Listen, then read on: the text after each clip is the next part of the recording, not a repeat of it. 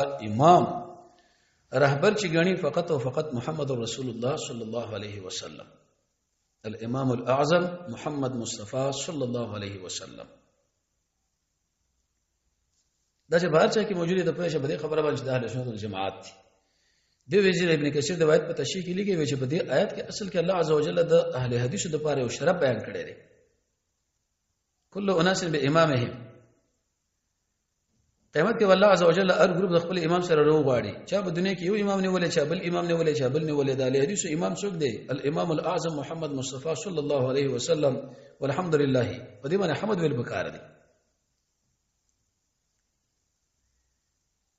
دغه علامه د اهل سنت والجماعت دا چې اهل سنت والجماعت هغه چاته ویل کېږي چې هغه خپل ځان نامداري کوي په نوم د اهل سنت والجماعت باندې.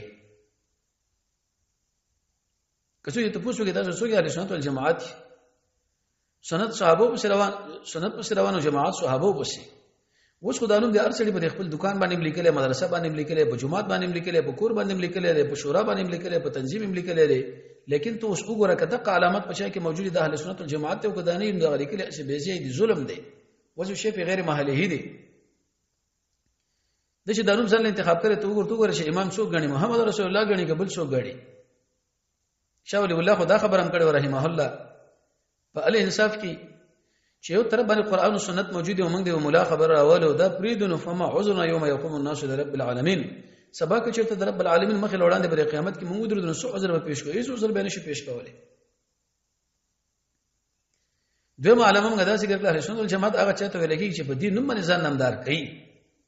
اهل سنت والجماعت بل علامه د اهل سنت والجماعت دا چې د دې عقیده په طرف باندې خلق دعوت کوي، اے خلکو قران تراشه، اے خلکو سنت تراشه، اے خلکو نهج فهم د سلف لراشه صحابه کرام ولا.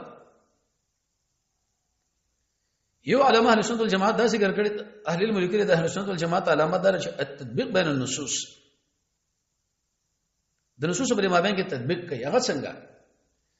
بدور مثال بعض روایتو کې راغلي چې رسول الله صلی الله علیه وسلم لس کړه استغفر الله ویله، بعضو کې راغلي شل کړه، بعضو کې راغلي درې ترش کړه.